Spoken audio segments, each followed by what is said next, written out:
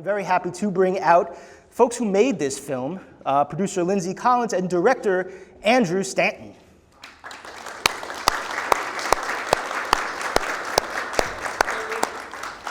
Andrew and Lindsey Collins, Hi. producer. No, seriously. So right off the bat, we have to ask, you made us wait 13 years for a Finding Nemo follow-up. 13 years, sir. Well, why now? Why 13 years later? Well, the real truth is I just wasn't expecting to ever go back. 4 years with fish is a long time to work on a movie, and I thought Nemo was a closed little circuit, nice finished little picture, and moved on. And the brain's this interesting thing. So suddenly I was watching the movie again because I hadn't watched it in years. In 2011, we had to see the 3D version, and I walked out very worried about Dory, and I couldn't stop thinking about how she needed closure. Yeah, I think you were, as a writer and as a filmmaker, you were like, how could I have left her incomplete? Yeah.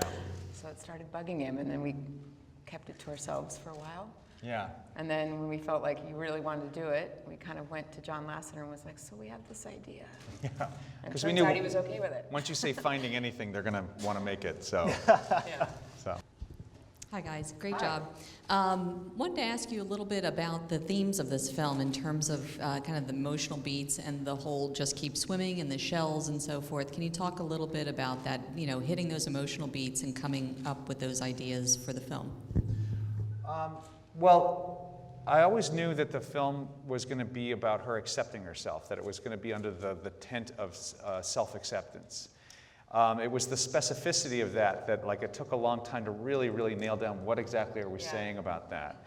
And it was really about the premise I ultimately came with is that you're not at peace until you can truly accept who you are. And I think that she was always going to be unsettled until she experienced what it was like to succeed on her own completely. And I don't think she ever really had. I don't think she had learned how to survive in the wild by being the best co-pilot ever. And so that meant she was always dependent on somebody else to be successful. And so I knew that the only way she was going to feel completely fulfilled is if she, like a little kid, did it all by myself. And so that was really a grand design to just do that simple thing for her. And it's funny, I think, we also felt as though she needed to kind of grant herself the same grace that she feels like she grants everybody else. And I mean that only in that, she kind of apologizes for herself, always says, it's her first sentence, I'm sorry, I suffer from short-term memory loss. And she never expects anybody to apologize for themselves, and in fact is kind of more open with them than anybody. And I think it's why people love Dory, and why the Just Keep Swimming kind of resonates so clearly, is because it's such a genuine, it's okay, just persevere, you're gonna do it, and it's such a kind of a lovely sentiment. And so the fact that she, as a character, was not giving herself that same grace, it was like, how do we get her to that place, and who grants that to her? And then you were like, the only person that can grant that to her is herself. And I've never really said this before, but Just Keep Swimming was a mantra that was taught to us in the first movie. And I think what I needed to do was make that personal for her. And she didn't realize it was actually something that was taught to her by her parents, and you have to combine it with what would Dory do. And when the two come together, that's really was the power of those two things together.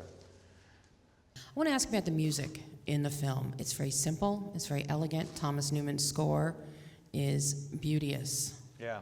As an understatement. Yep. The two songs that you select, though, all that we hear, timeless classics. What led you to those selections?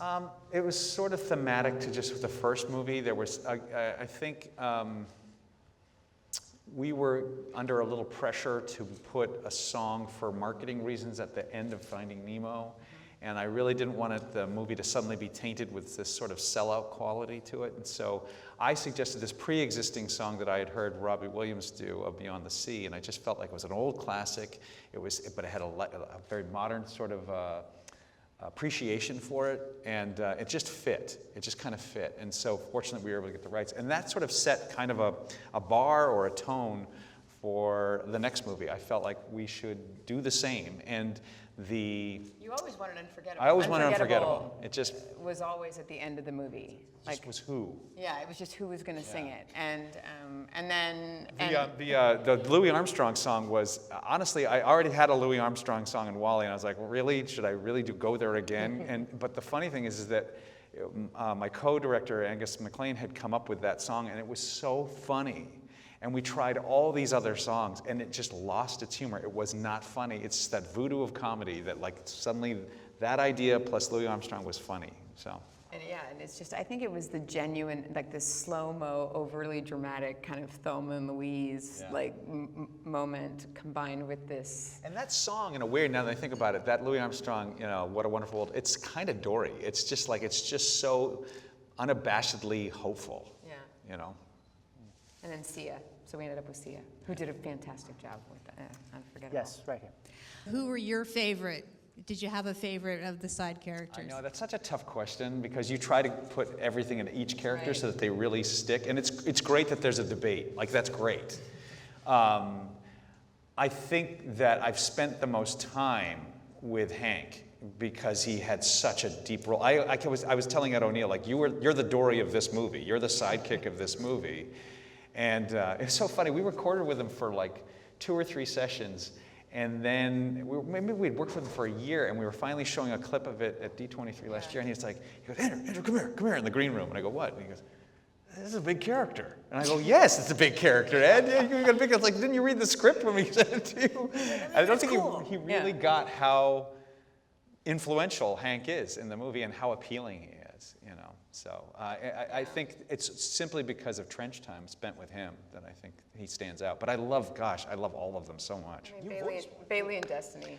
I voice Crush, which is from the other one, and now I also voice the loudmouth clam, which is so obnoxious. So nice to be here. Yeah, it's really annoying. We tried to recast that, and again, comedy. Yeah. Wasn't as funny without him. Yeah. Lindsay, what about you? Who's your favorite? I love, Destiny and Bailey. I just think they're funny and charming, and I love that there's this kind of back and forth between them. Ty Burrell's voice just makes me laugh every time. He's got this just charm to him. It's interesting looking at the balance between old characters and new in this film, and I'm wondering if you could just talk a little bit about how you decided on who was going to come back and how you balance them against new characters. Yeah, I mean, you kind of want the story to tell you. And Crush came a little late. We needed a fast way to get across the ocean for a while. We were taking a long time. Andrew was fighting putting Crush back in. I just thought it would look like a vanity move, and I didn't want I think we had to like twist your arm, like, dude, seriously, he needs to be in the movie. So and then the Germans wanted the sharks. they really did. They made it very clear to us. That I mean, wanted the you sharks could name back any for cast years. member from the first movie, and there's a contingency of people that want it, and so it kind of negates itself. You just kind of go, look, I'm just going to go with what the story's asking for. I tried really hard to have the tanking, and for a long time, a subplot with Marlon, and it was a great storyline. It'll be on the DVD, but it just didn't. It took away from Dory's story, and what we ended up being much stronger, simpler, and much stronger. So. We have 4 years to work on the movie, so it's a long time to take a lot of wrong decisions and allow yourself to just find out the hard way. Oh, I don't want to use that character, I want to use this character. So I totally take advantage of that luxury. You really had a high bar for wanting it to feel like a standalone, different film. I mean, so that in some ways you almost were. I don't want to be reliant on history. Like there's a huge possibility that a lot of kids are going to see this first. And once they're both just movies you select online or whatever, who's to say which one you watch? And we really wanted to make sure you could watch them in either order. Coming back to Hank, how much of the improvement of the technology helped build his character? And my son told he missed the shark, Bruce. Oh, well, I Yeah, apologize. he told me, where was the shark? I was like, I'm I going to don't let know. somebody down, I right? know. Hank, look, we could not have done Hank. We barely could do Hank on this film. I think the minute that character, was in the script, and we approached our character team and our designers with this, it's like, okay, it's going to be an octopus. And we had been doing enough research at that point that everybody knew that when we said octopus, what that meant. I mean, we had already, you know, because we go to aquariums and we do all this research, and one of the coolest characters in an aquarium and the most stories that the aquarists have are about octopus, you know, escaping and all this stuff. And so they knew that if we were going to do this, we needed to make this character like literally a jack of all trades. Get anywhere, get in anywhere, which meant that there was no, I mean, true to life, no skeletal structure. So they had to be able to smush down into the smallest space and then expand and walk across. So it took 2 years to make that character. Our normal characters take about 6 months. It took 6 months just to animate the first shot of him. And we would still be making the movie right now had we not learned how to do that a little faster. But, yeah, Hank has set the bar for sure. You talked about self-acceptance being something that was important to you, but I also noticed a theme of the fact that Dory learns differently than most people do. Yes. Growing up with a disability, if I had had a movie like this, life would have been so much better. So was that something that was important to you when you were telling the story? Well, I mean, I was trying to be, I'll be honest with you, I was trying to be universal with her unique specificity in a weird way. Like, I mean, nobody wants to watch a character be a generalization of something, so you go very specific, but you're hopefully saying something universal with it. So I was not trying to just talk about anybody with a disability. I was trying to say, I was using her disability to represent everybody. And I think the obvious category that comes first is people with an obvious handicap. But I also think it works for anybody that, because nobody, well, maybe there are people you know that think they're perfect, but nobody is. And everybody has a flaw that that may be actually mislabeled as such, and they actually, it's a little bit of a reflection of my age. Like, I've hit middle age, and you just start to recognize that I'm not really going to change. I am who I am, and I got to own that, and I got to learn to start enjoying that fact. You know, the good and the bad, and I think that's what I wanted it to. So that I wanted it to not be exclusive. I wanted to talk to everybody. But I think it's wonderful that it speaks to anybody with a true disability. I think it's great. You set it up in the first film too. I mean, I love the fact that, you know, Dory never acknowledges Nemo's little fin. Yeah. You know, when Destiny can't see right and she bumps into, she's like, I think you swim beautifully. I mean, she just kind of doesn't belabor those things or define anybody by their flaws. And it's such a quality that was true to her on the first film, that it felt like, of course we were going to be true to that on this film, and wouldn't that be nice if that's how she felt about herself? Yeah. I was just wondering if you could talk a little bit about the decision to set it in a marine life aquarium versus the open ocean. One of the biggest surprises for me was when they crossed the ocean in like a minute. And I was wondering if there were any justifications behind that, just beyond being different from the first one. Well, it was a circuitous route. There wasn't one big plan, which shows how lumpy our process of working a story is. I only had one location that we didn't get to put in the first movie that I really wanted to. And it was a kelp forest, because it's so unique. It's like redwood trees underwater. There's nothing else like it. And literally that was the problem. There was nothing like that on the Great Barrier Reef. So I could make Dory's past be from anywhere. So we said, well, let's at least start there. I already know that would be a cool environment. Now I can look back and realize, oh, that actually has more meaning behind it. Because I was in open water traveling, searching for Nemo all over in the first one. So it's very much more like traveling the desert. This one, it's like a forest. It's like a fairy tale, and in fairy tales, things are hidden, secrets are hidden in the forest, and things are discovered in the forest. And I realized that's why it just kept working, and that put us right by the coastline, just because of the truth of where those kelp forests are.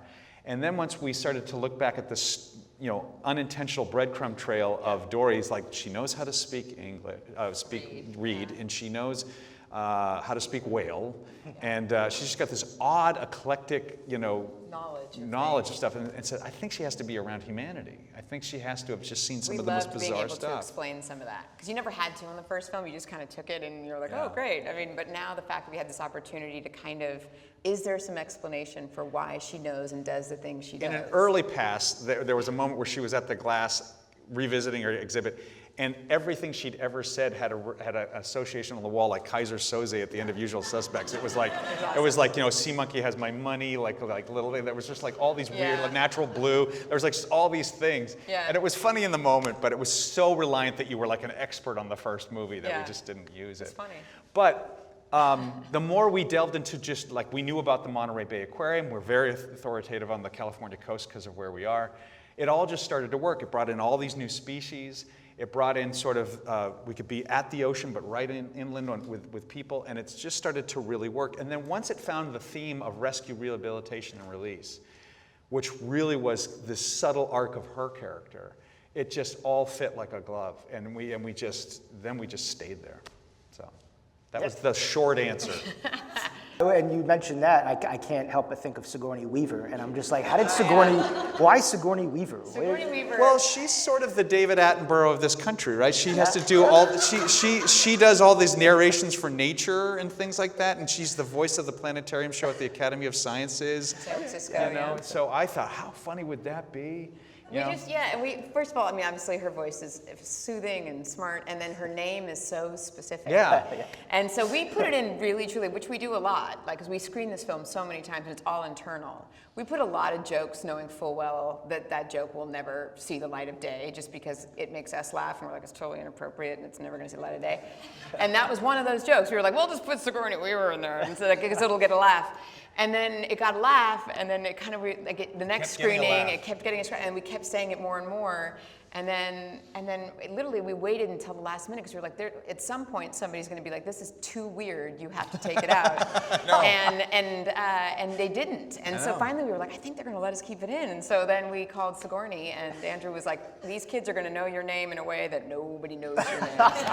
And warned her, and she was up for it. Yeah, God bless her. So what did you gain by waiting so long? By waiting so long. Oh, interesting. I was certainly a better writer, a better filmmaker by that time, and I knowing what we had to tackle and solve, I don't think I could have solved it earlier. I think I would have failed.